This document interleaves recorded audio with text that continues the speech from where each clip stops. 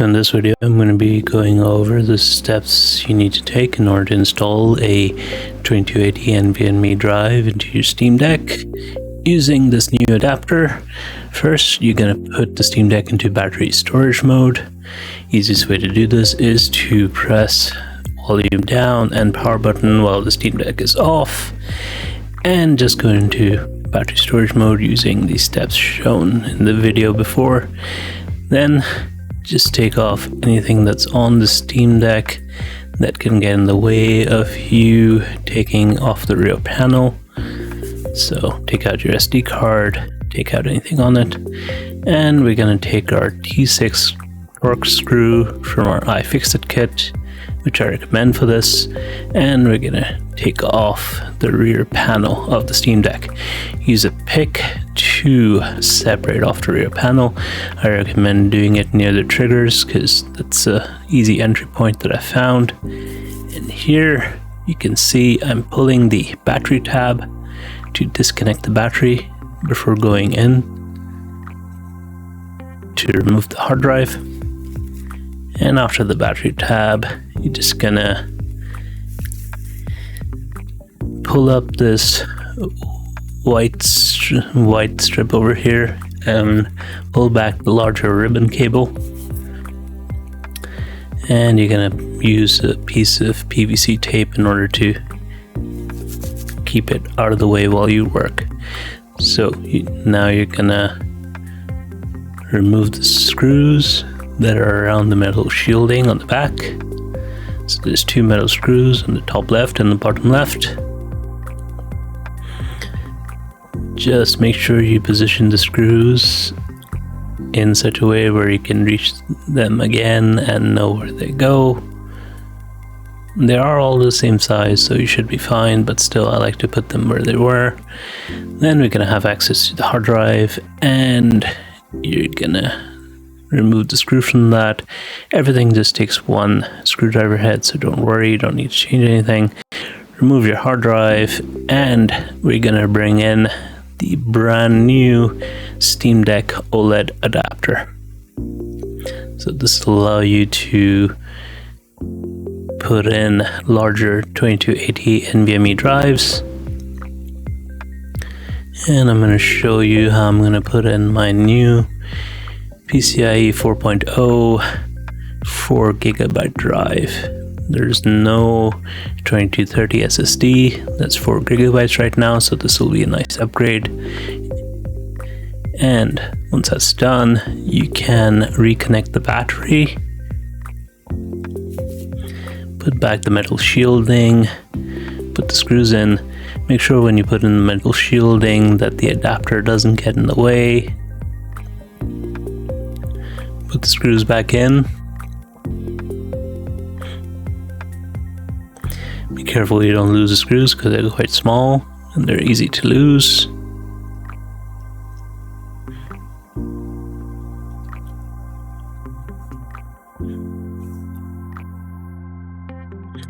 So everything shown in this video is going to be in the description, so don't worry, you lose your way, just look in the description. Just stick down the speaker wire there, and because I've opened the Steam Deck a few times, that ribbon cable has actually come loose, so I'm going to stick it down with a bit of PVC tape. PVC tape is okay because it's essentially plastic tape, so it's not affected by electricity and it's not affected by static, so it's fine if you put it over the metal shielding. It's not gonna cause any issues.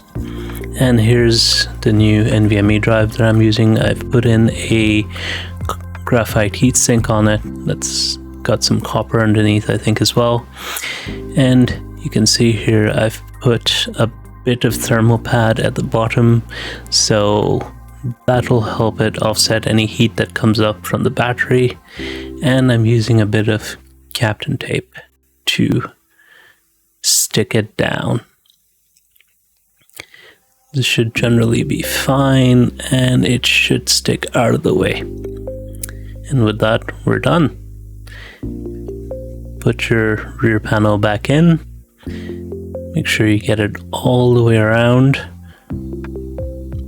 so that everything's flush with the system.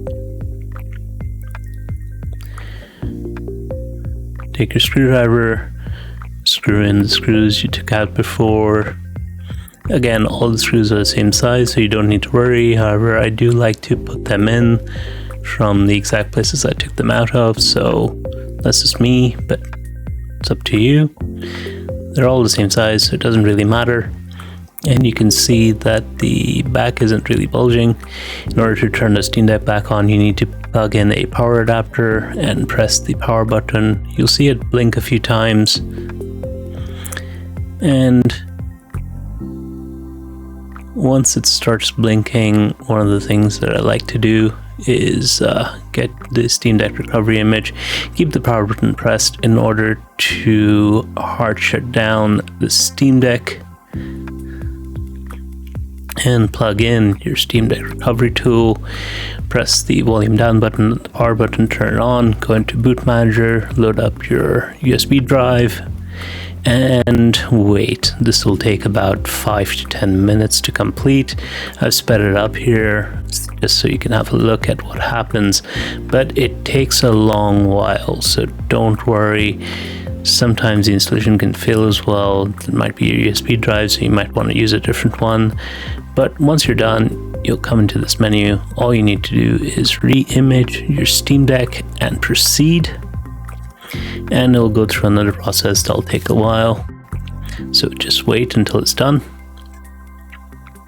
Yeah, a lot of waiting at this point, so just don't worry. Sometimes the screen will go dim. I don't want it to have any issues or shut off, so usually I just move the touchpad a little bit in order to wake the Steam Deck back up. Make sure you have enough battery to go through this entire process. I actually started this process with my Steam Deck at 80%. You'll need at least 20% in order to reinstall everything. So make sure you have at least 70 to 80% in order to do it. Once it's all done, it'll ask if you want to restart your Steam Deck. And just take out your USB at that point and it'll restart. Once it starts in, you'll see a familiar boot up menu, and there we go. There's, after everything's set up, there's our Steam Deck with 4 terabytes. Like and subscribe, and thank you for watching. Look in the description. Thank you.